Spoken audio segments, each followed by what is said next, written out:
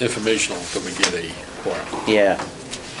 So, unless someone, we get how many more people? Two. Two more people. This will be an informational meeting. Unfortunately, Pam had to emergently go work, so she'll be out for the day. So, I don't need to take a formal roll call. I think I got everybody. Okay. As far as everybody's had a chance to review the minutes online. Old minutes. So, do we want to bring this up? Psychiatric patients and dispositions. Does anybody remember what that, as far as, I thought it was kind of a concluded matter. Yeah, I think we finished that at the last meeting. Yeah. Okay. And it was, You have to approve the minutes online, oh, on record. You don't have the quorum. you don't have the quorum. Right, you can't do that. So- Okay. Michael had a question. Question? Yeah. Sorry. Michael from New Windsor Ambulance. I have a question regarding the psych patients. That was the issue of having a formal letter from the REMAC stating that we were going to the local facilities and not having to transport every single patient to Orange Regional or mental health facility unless it's a 941 or mobile mental health is requesting that facility. Lawrence Roller is requesting us to go there all the time for patients that are to go to the local facility and be seen first, pediatrics and stuff. And we're looking for guidance from the region to have us not have to go to Orange or a mental health facility unless it's a doctor request or 941 to have it go to the local facilities.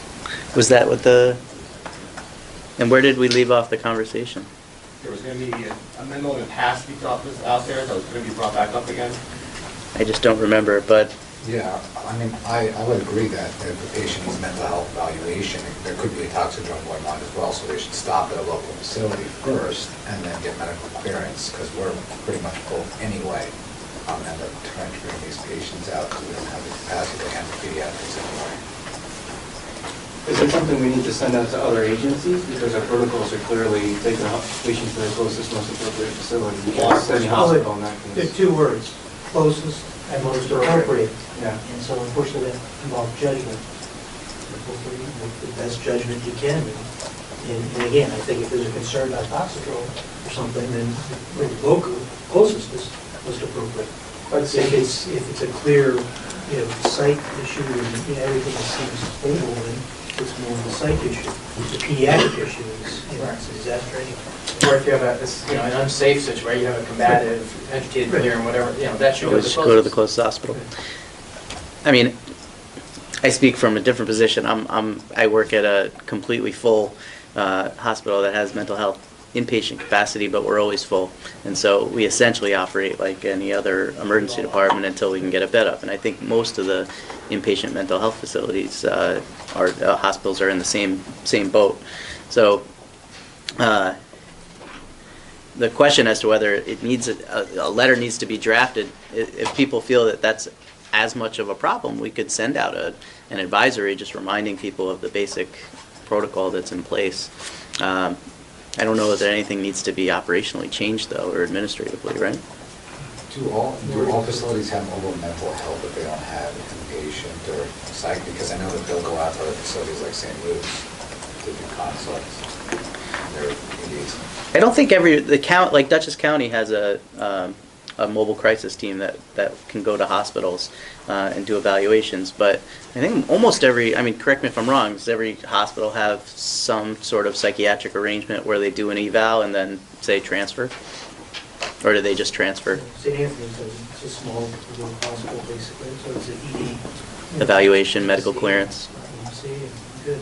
I think with the advent of all these larger systems, there's definitely opportunities in the state for telepsych to take on a much larger role in helping some of these smaller hospitals, at least to get initial evaluation. It's true, we utilize telepsych in our facility, for the night shifts where it's very difficult to get a psychiatrist in. I think that's the way of the future. Well, sending out a REMAC advisory reminding people of the situation is probably easy to do, so we can do that. I don't think there's any harm.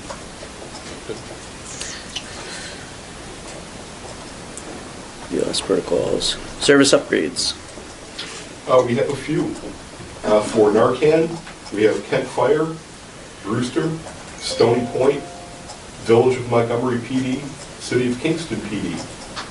For BLS CPAP, we have Brewster, Plattekill, Unionville, Livingston Manor. For glucometry, we have Stony Point, BLS 12, we have Unionville, and for just pad applications, we have Town of Wallkill and the Zen Mountain Monastery. They have to be voted. Yeah. So there's no, it's sort of for next Right. meeting. Bummer. It's a lot. Yeah. Good stuff, though. All right, evaluation subcommittee report. There's no report. Right. Helicopter, no report. RTEC, no report. There was a meeting in February. Unfortunately, I was not there. The only thing I can report is that there is another RTAC meeting. The next one is scheduled for Friday, May 4th. It's from 10 to 12, and it's at Mid-Hudson Regional.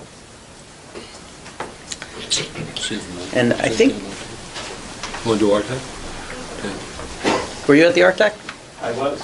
Anything big? I know Dawn Wood's one of the, I think she's the quality trauma program manager or ambassador, was planning on coming today. She may come at the end to talk about the oxygen program, the oxygen research. So there was a significant, and I'm pulling up the minutes, but there's a significant discussion and retrospective study which was done for 6 months in 2018, or 17, which identified that there's inadequate oxygenation used in trauma patients in a pre-hospital setting. And the data that they looked at certainly showed that. And Dr. Lombardo is really trying hard to provide some education to the EMS providers to increase oxygenation based on some studies and some papers that they had distributed at the meeting.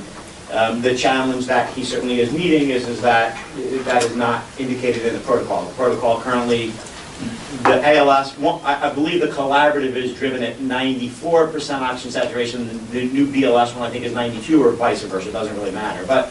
And so I certainly have encouraged him to communicate with Dr. Daly since the protocols are being reviewed at the state level right now, and try to incorporate those changes. One of the things that we spoke about here at a regional level is maybe that we can do it as an advisory, and we're hoping to have some of that discussion going on here, but certainly we're seeing that not enough trauma patients are receiving adequate oxygenation. I don't know, Dr. Larson, did you want to, because that was also discussed in the previous meeting as well, just the findings were confirmed. I'm still skeptical of this, and I'd like to see, I think if you want to have this change, and this data should be presented to the CMAC, and it should be, it's currently not the protocol, and if it wants to be done as a pilot project, then there's an avenue for that through the CMAC to accomplish that. I think it's really interesting. I don't know the answer, and perhaps you guys do. There's obviously ample data to show that if somebody's hypoxic and they have a head injury, their outcomes are much worse. But if they're not, just like STEMIs and everything else, are we, and do they have some data? I have to say, I haven't read his studies, so. We all know hypoxia is bad, but what about normoxia? If you're monitoring O2 and they don't have a hypoxic event, then Are you helping anybody? do they need the supplemental oxygen? So maybe I'll have Karen send out the 3 studies that they reviewed at the last meeting. Well, she's got everybody's email address. And then I also tried to get the PowerPoint too, and I'm waiting to hear back, but we'll try to get that maybe out to the REMAC so that you can look at that data. And that being said, to the best of our knowledge, though, it doesn't hurt. So that's where things are with that. I think the question. Yeah. I think the question was at least making sure that the subset of patients that may have a hint of head trauma are going to do better with oxygen based on these studies that have come, large-scale studies that have come out of EMS from the Southwest. So I think that's what You know, that's what's really pushing this thing. And then some anecdotal experience that Lombardo has had at Westchester Medical Center receiving these patients, in which he's seen problems with the fact that they have not had oxygen, and he felt that it affected their neurological outcome. That's what So, I mean, that's is pushing this. potentially a big issue with bad players and bad care at a local level. You know, like, I mean, if somebody's needed oxygen and wasn't getting it. But either way, this would be interesting to see how it ensues. And then the only other topic that they discussed, I believe Dave will be talking about later, is they endorsed the adoption of the missed reporting format. We're going to talk about that in a little bit. Right. So that is the RTEC QI. New York State is still pushing to have the new NEMSIS 3.4.0 bridge up at the end of this month. Concurrently, ImageTrend is working a problem with the current bridge, which is causing an issue with the electronic data actually being validated. We've had some agencies score a 2, which is not possible. So there's an issue with the algorithm that they have been working on, and they've been processing and actually reprocessing between 10 and 18,000 pieces of data a day until they get that up to par where it should be. ESO has given us a regional bridge, so all agencies that utilize ESO, we can see all of their data. There's some interesting reports that are canned reports, but still very workable, and we're still working on learning how to actually write reports that are going to give us a good overview. That's about it. Without throwing Jeff under the bus, and I'll help him with this, throwing you under the bus too, maybe we can just do a quick glance through ESO retrospectively and see the number of trauma patients with oxygen and their O2 sat at the local level. At least they'll give us a sample that we can trend out and see if there's anything there from this region as well. Hopefully the documentation is good at least. I mean, that would be it'd be really interesting if it wasn't. Is that something that's feasible Yes. at this point? What's a 2? When you say, some agencies were... Every field that is a NEMSIS required field is given a numerical weight. So when a provider finishes a PCR, locks it, and it gets uploaded, that document is then scanned for this piece of data, this piece of data, this piece of data. And what we like to see is a validation score somewhere between 90 and 100. If it's a PCR that has not been fully completed because it was taken by the first unit there, synced to the next, so that first PCR may not have much data, you're going to see a score of somewhere between 0 and 30, which is okay because they didn't finish it. So when we see a completed document, I can pull it up, look at it, see that it's all there, and it's got a score of a 2, that is simply not possible. Yeah. And they would notice that if they're an agency that bills, because they wouldn't be getting paid. All right. So, be interesting to see if we could pull that data. Protocol committee? I do have a few things. With regret, we've accepted the resignation of Michael Murphy. His work volume and load has become so much, he's unable to help us. So we certainly want to thank him for his years of service and expansive knowledge and experience, wisdom that he brought to the group.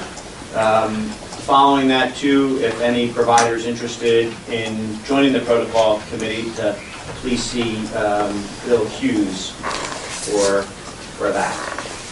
We also tackled a fairly large topic that we need to bring forward to you today. I was hoping that Pam was going to assist us with some of the conversations, but certainly Dr. Papish can.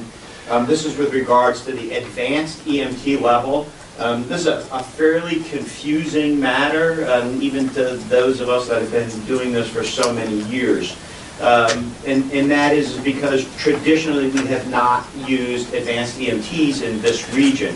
However, about a year ago here, the group approved HUDZOLA implementing an AEMT program.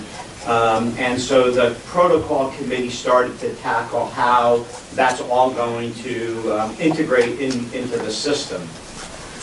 So apparently the first class is now completed. I understand maybe there are 2 classes. The first one has completed and they're ready to go online. They called the region looking to get the process started.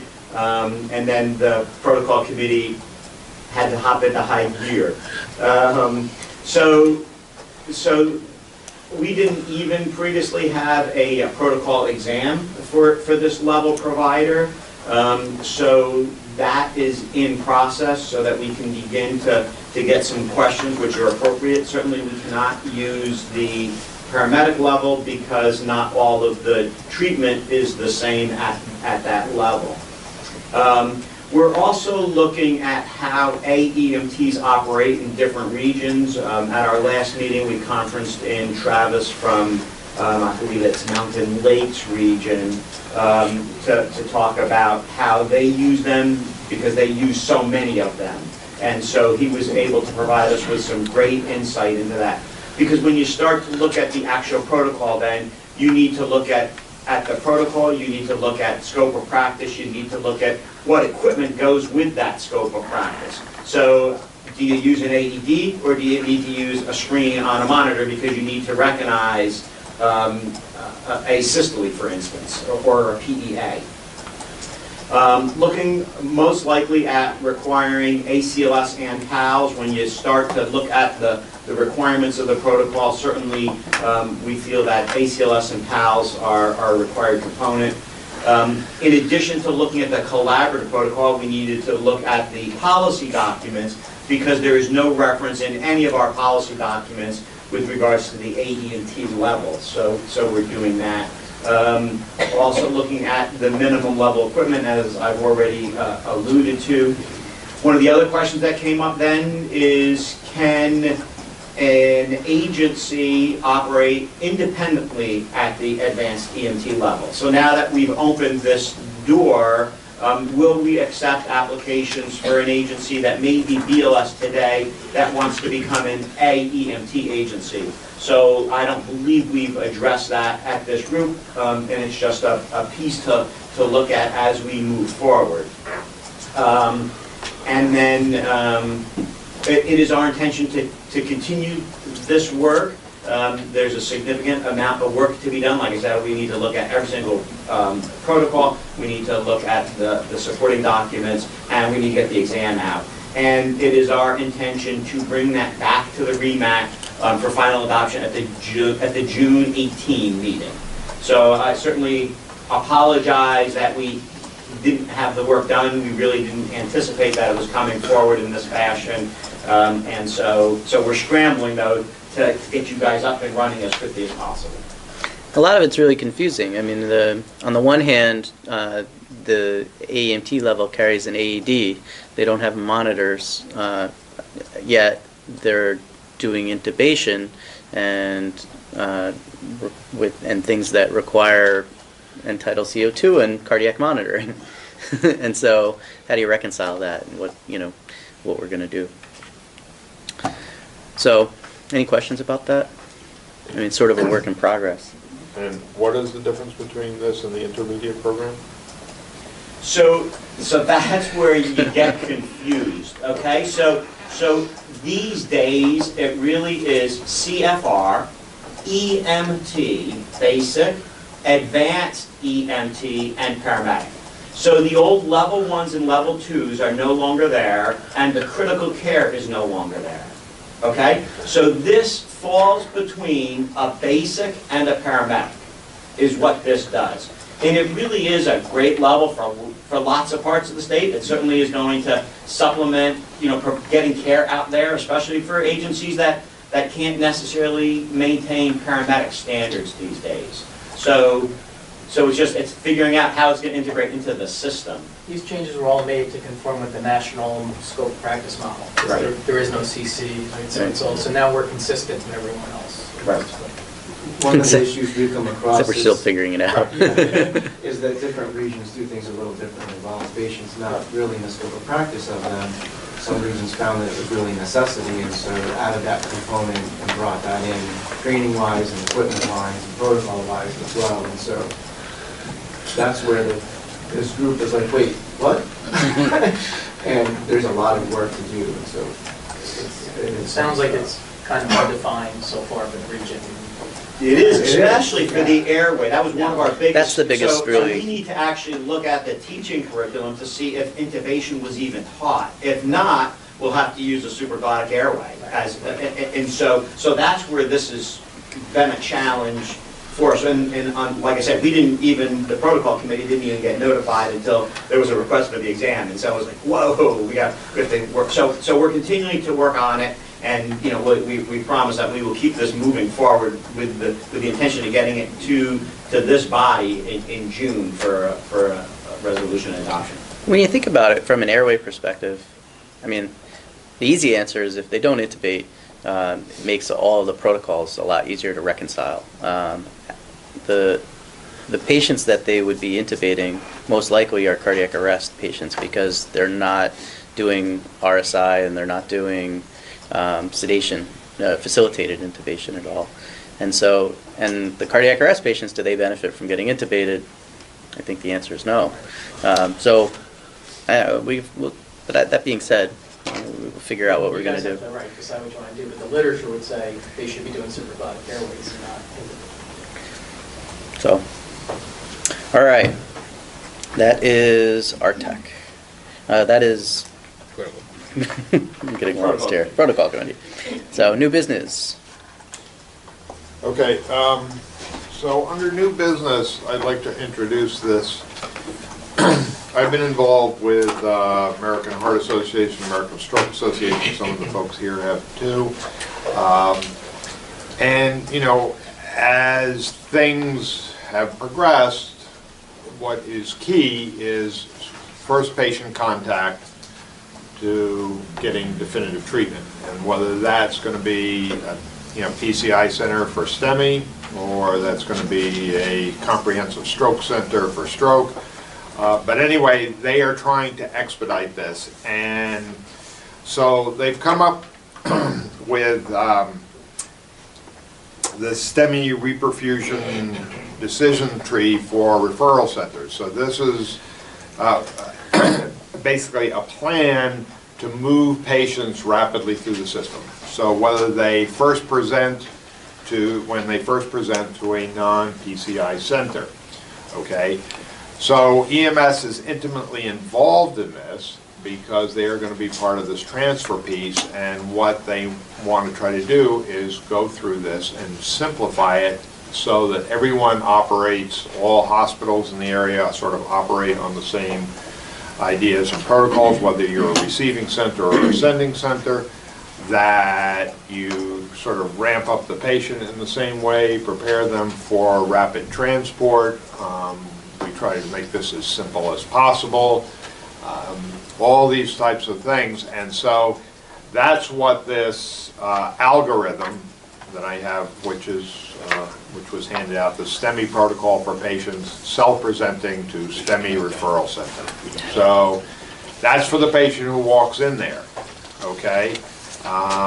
There's also, the question of EMS being dispatched for, an ambulance arriving at the scene and picking up the patient too.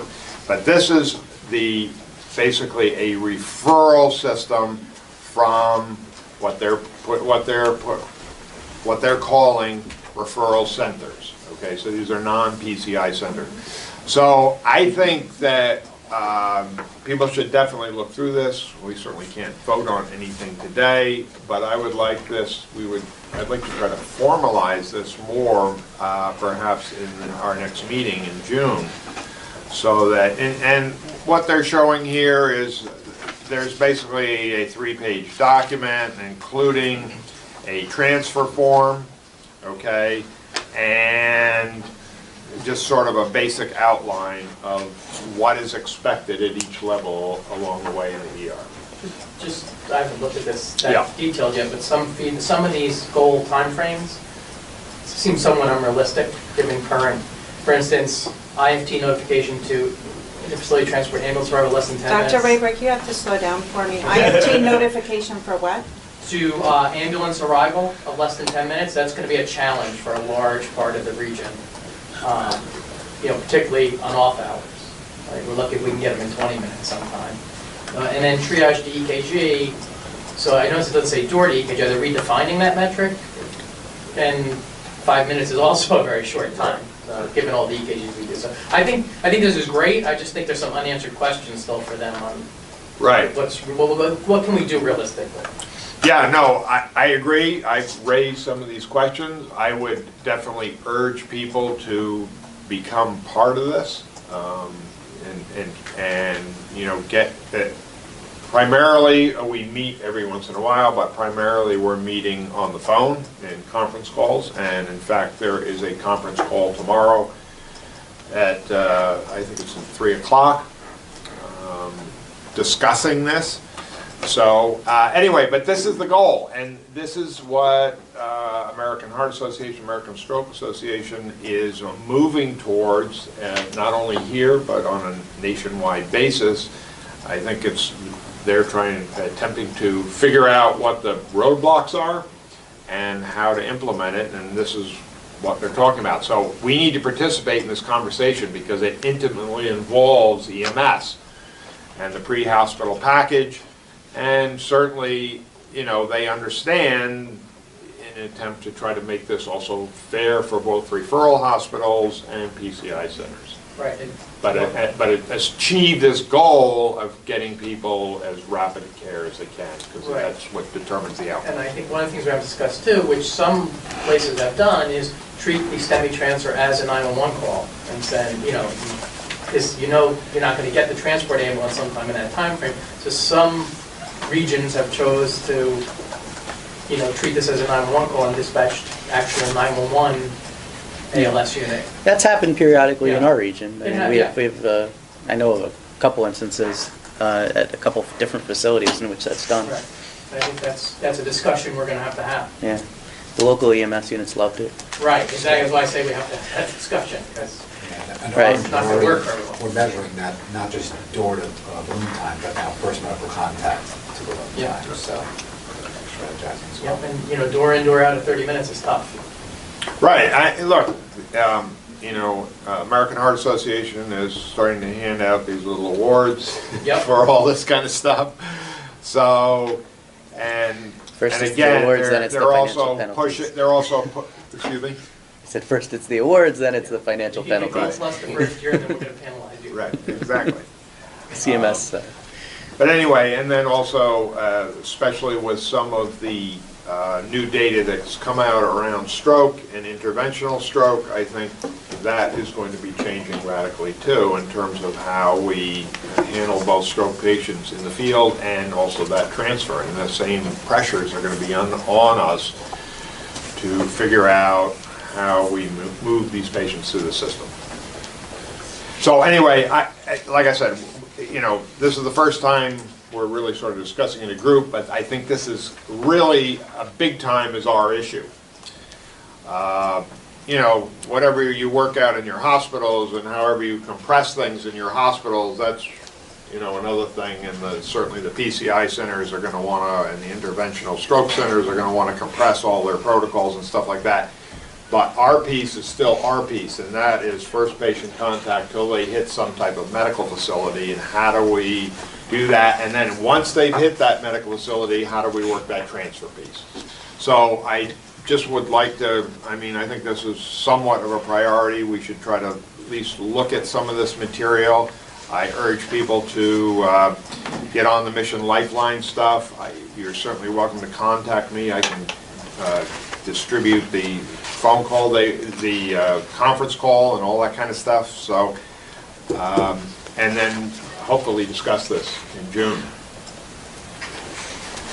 Yeah, as a public health systems guy, I think this is fantastic stuff. It's patient-centered, it's effective, efficient, all those kinds of things that are a part of it. You guys have the discussions about how to get the ambulance there and just dispatch one as a 911 call. I urge you guys to have the discussion with those agencies that work with you, because there's places now that don't get ambulances for a patient's home. And so, you know, if the person's in the ED, that's better, or there's more care than some people are getting at the moment. So just to have that discussion with those services to work that out would be great. Is there any component of this that we would change our operating procedures? You know, like when we talk about at the June meeting, I mean, is it more notifications of goals, or is it is significant operational changes that we would be protocolizing? Well, I think it would be certainly a guideline that we'd like to try to achieve and endorse. But I think, like you said, the conversations of how you get an ambulance in 10 minutes, those kinds of things, we need to, that kind of stuff we need to talk about and figure out how we can do it without putting undue burden on people and so on, but still try to push it forward. All right.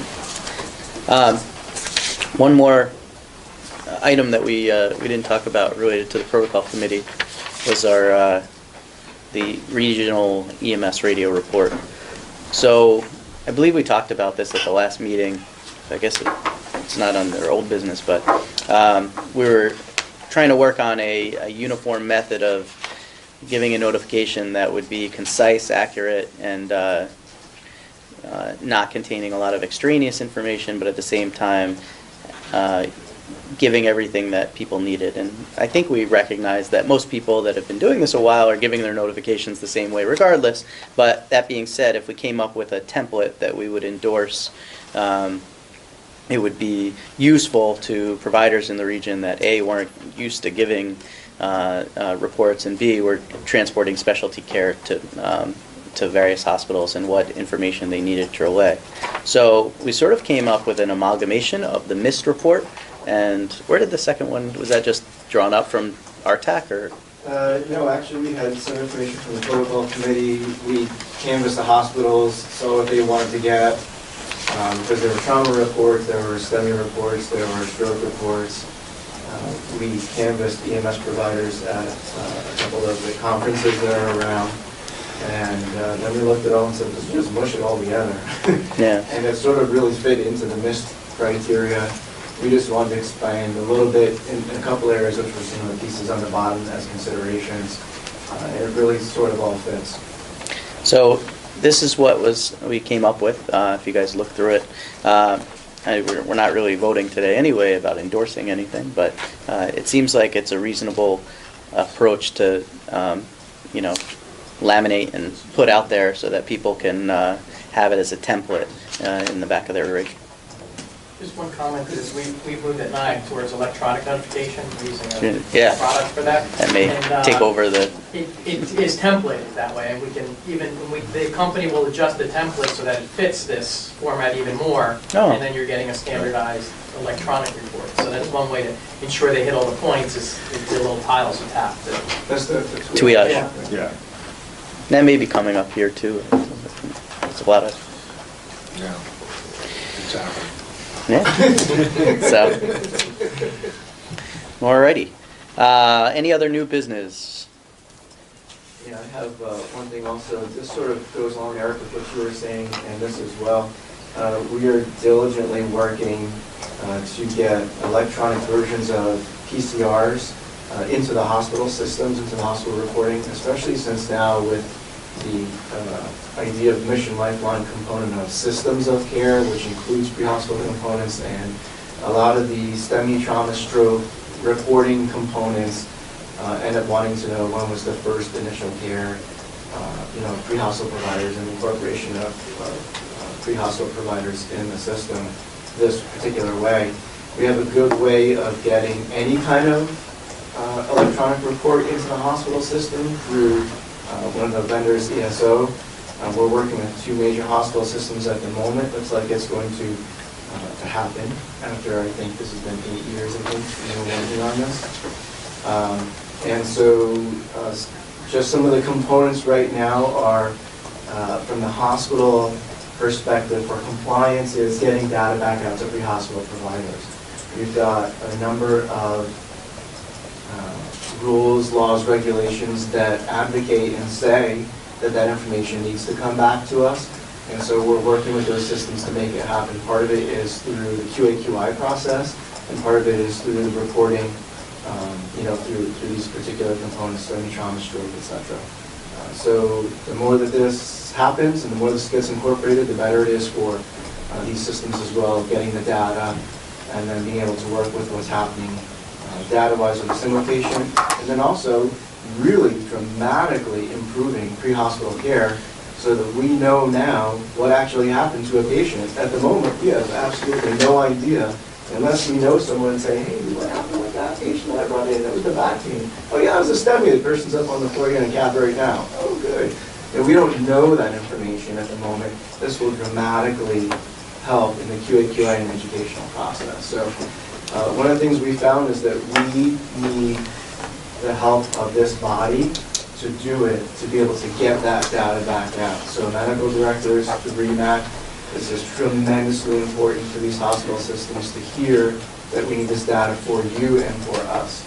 So we may actually get, we're going to probably ask for a letter from the region, from the medical director, from individual hospital medical directors, that this needs to happen at that level. Do you know, does ESO have a list of people that, or organizations that they are working with that have done this? Because I think what probably would be most useful, I know at my organization, they're very compliance department is very resistant to releasing anything.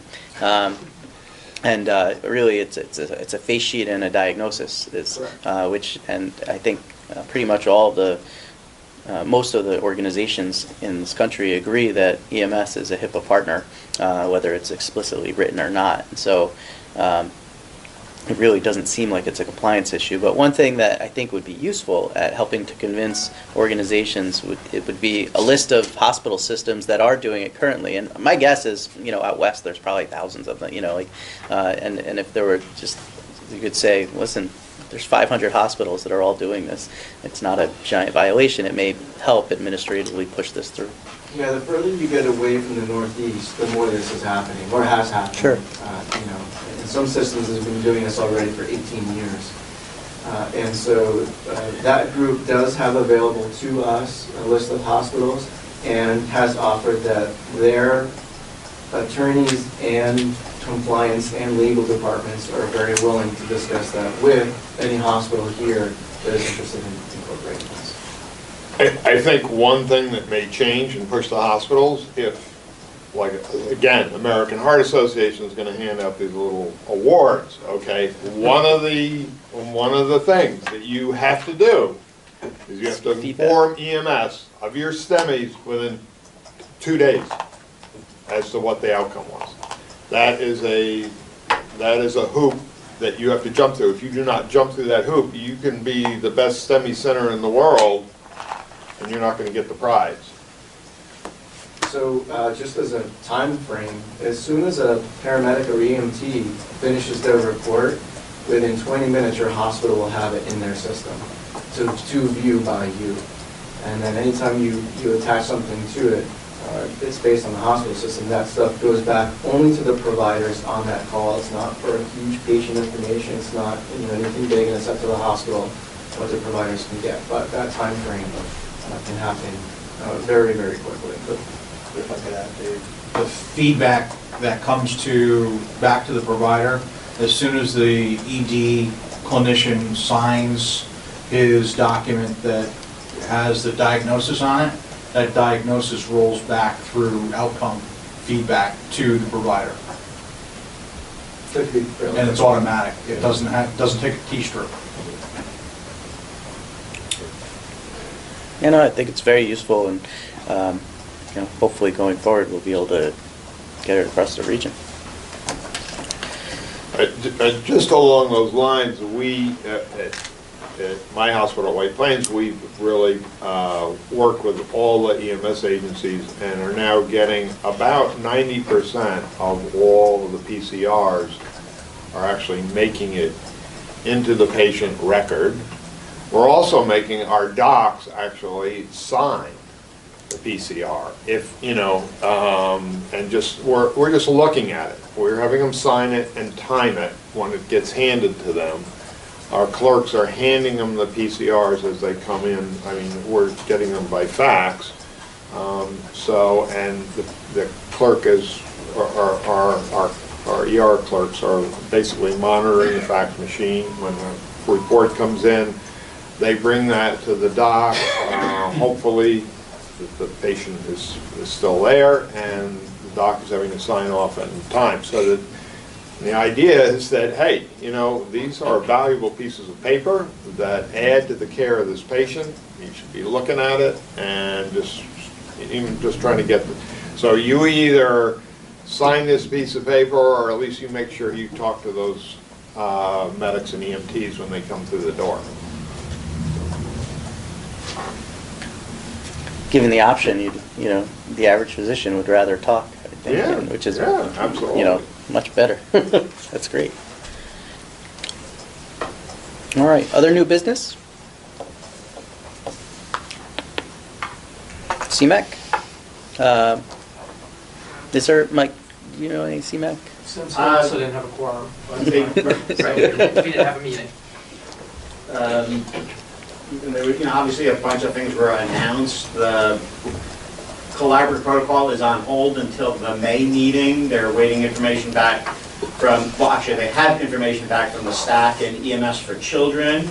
Also, they intend to go forward with the BLS protocols and getting that adopted based on that information. Some minor changes being made to the collaboratives. And other than that, not much else really to report. Next meeting is May. Okay. Jeff, PAB, EpiPen, Euro, we already gave the upgrades. So hopefully we'll be able to vote on all those next meeting. Open forum. I have one item. On Friday, March 30th, is Stop the Bleed Day. You know, as part of this nationwide, I guess the Hartford initiative. You know, we've actually ordered some models and are training up some folks, and we're going to try to start doing some community outreach with this program. You know, it's just one more thing to sort of add to our long list of stuff to do, but I think it's a pretty good program in terms of putting it out there, just like CPR. So, anyway, they have an official day for it now, so. Yeah. Who approves official days? How does that work? Just make one up on your own. Because Say, check with Hallmark. you guys see some days I put out. Just know they're official. Yeah. Joanne Frazier from Mid-Hudson Regional. I just wanted to add that we've been waiving Mid-Hudson and Westchester, probably been doing stuff that we've trained for about 4 or 5 months now. We do have something coming up for the date, 31st. It's actually the 31st is Saturday, the 31st is the National Day. It's a bad weekend, but it is what it is. Oh, how about that for timing? We're just on open forum. Oh, It's your So, do you want to talk about the oxygen? We were discussing this earlier. The question was what the outreach program is going to be. Okay, Sorry. I'm totally out of order. Sorry. Introduce yourself and talk to the. Oh yeah, here. Just introduce. I just need a name. Dawn Watson. I'm the trauma program manager at Vassar.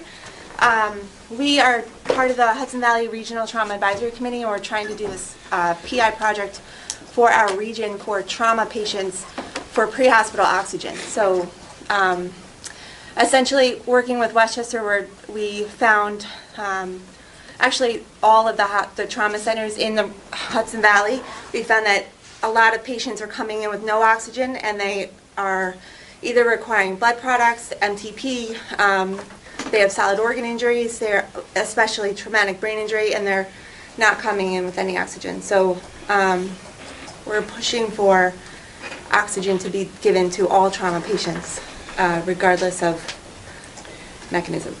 Now, is this just an outreach, like a study, or is there like an actual outreach program that you guys are doing, hospital So to hospital? there's this thing called the EPIC study in Arizona, where it shows it's evidence practice in pre-hospital care. It's for TBI and for oxygen and hypotension. So we are taking parts of that study, and we're trying to make a research study for the region with Westchester to include, but we don't have any outcomes yet. So right now we're in the Discovery mode. Yeah. So we went through the first 6 months of last year for data from all the hospitals about whether or not they came in with oxygen and what their outcomes were. But that'll be our next step, and we're presenting this at STAC in May. So. Is there, one of the things that we were discussing earlier, without having read any of the studies, is there any data that you know of that supports giving oxygen or showing that patients that have normal oxygenation have worse outcomes in the setting of trauma? So, especially for traumatic brain injury, the study is 1 episode of hypoxia and 1 episode of hypotension quadruples your chance of mortality. Sure. The other patients with like solid organ injury, TBI especially, and then like if they require blood products within the first 24 hours, you don't know that from the field. So even patients that are falling from ladders, any, not a single level fall, but any fall from a height, they're not coming in with oxygen, and the EMS providers are saying, well, we didn't think that they could have a head injury. So, but obviously, you always want to suspect that.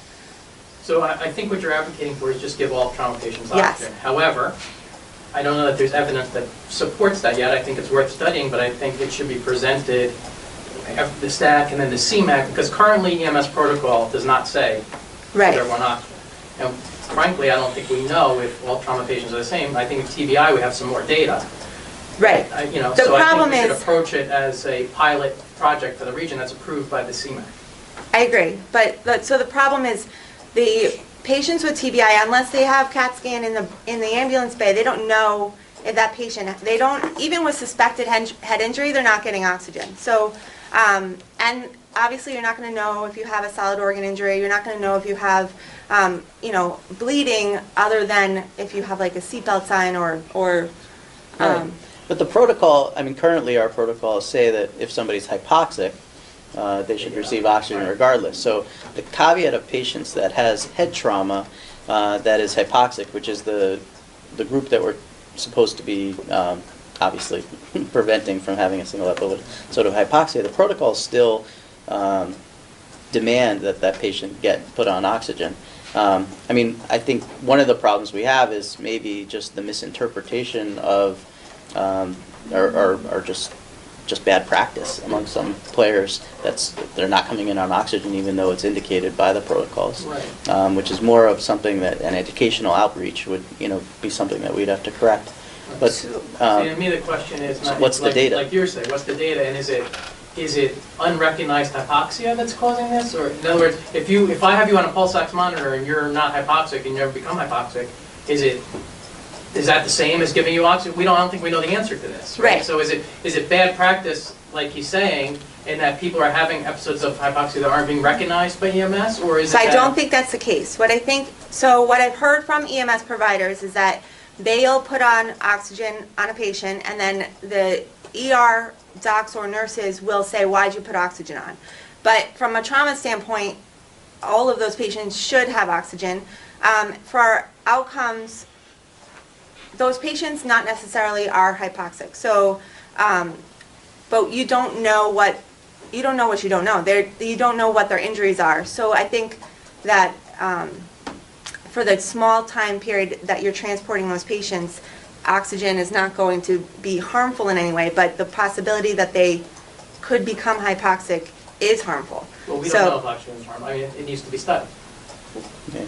I mean, you're making a lot of assertions that I don't think there's This literature to is, support. well, so that. there is a study that says oxygen is bad, and I think that once that study came out, a lot of EMS providers stopped giving oxygen. The caveat in there is, in that one study, I wish that I could pull it up for you, but it said with trauma patients, the small percentage of, the small amount of time that you're giving that oxygen to the hospital is not harmful. So it is something that we're trying to study. This is why it's a big push for the region. So Yeah, I don't think we're really playing, we're just doing Yeah. a little devil's advocate in the interest of trying to discover what the best evidence I mean, we is. wanna do But I what's think, right, but- I think we want to, Right. I think the RTAC, the plan would be to figure out what's right. right. Over time. So is there any kind of, so this is good information. Is there anything that's coming down the pipeline as far as we're going to hear or want to Well, I think Dr. forward with? Lombardo is trying to push for like some changes in ALS protocol. The BLS protocol is what I used in my presentation. It just says that oxygen delivery is up to the provider, and if they're less than 92%, then you can give oxygen, but even 92% is not good oxygenation. So So I guess then the question is, it has to go to, it's going to have to go to CMAC, right. CMAC and STEM-scope. Yeah, I would just say, I would think it would be helpful if you guys could show, or Dr. Lumber, whoever, could either make a small presentation to this body or share the literature that Yes. they're basing this on, so that everyone kind of has the same frame of reference to help you with right. this. So I presented at the last RTAC a presentation that was all the data that we've taken for the first 6 months of 2017 with the evidence that we've collected from the research articles. So I can present that here if you. That'd be great. The other, but I guess really, like, is this going to go up the ladder to the state? Because that's where protocols are changed. So I will present it I believe it's May 4th, I'm not sure the date, yeah, something like that, at STAC. So we'll go there, but that's just an advisory committee, it's not. Right, so STAC's great, but to make a change in EMS, it has to go to the CMAC, STEMSCO also, which is May 15th. Oh, that is May 15th. I believe Dr. Arshad and Dr. Daly have also had a conversation on this. So it's working at It's that way level as through well. there, yeah. so. Great. Because the problem, our providers are going to say, well, that's not what the protocol says, right? So we have to. Right. And that was a discussion that we had at the RTAC that was very lengthy. And we endorse the collaborative protocol, which it's not worth going into all the details. but Anyway, any other questions on that? Question. If we are transporting ALS to the hospital, so we have a pulse ox the whole way, and patient's oxygen saturation is, let's say, 97, 98, 99, you still advocate?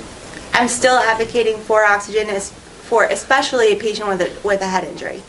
You would say high flow, nasal? So the evidence says either 6 liters nasal cannula or a non-rebreather. So, I'm but sorry, that you gotta say that again, because that was too fast. Either 6 liters, what? nasal cannula or a non-rebreather. Nasal cannula. Right, I got that. What was the second thing? Or Or a non-rebreather. Non-rebreather. Thank you. I don't think it's against our protocol with oxygen. No, it's not against the protocol, but it's not required currently by the protocol. And so, really the question is, are they going to come up with convincing evidence that says that protocol should be changed? And it's like, we'll see what happens. In the meantime, I think everybody's utilizing appropriate medical judgment, and until that changes, there's nothing else you can do, really.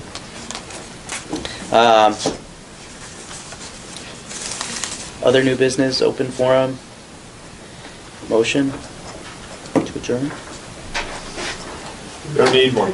Oh yeah, we don't have, yeah, we're done. It's not really a meeting. Forgot about it. Timing. Oh, There's no quorum, so. Oh, big really? question is, where did you get the cool jackets? Don't worry. We bought them separate, and then we just took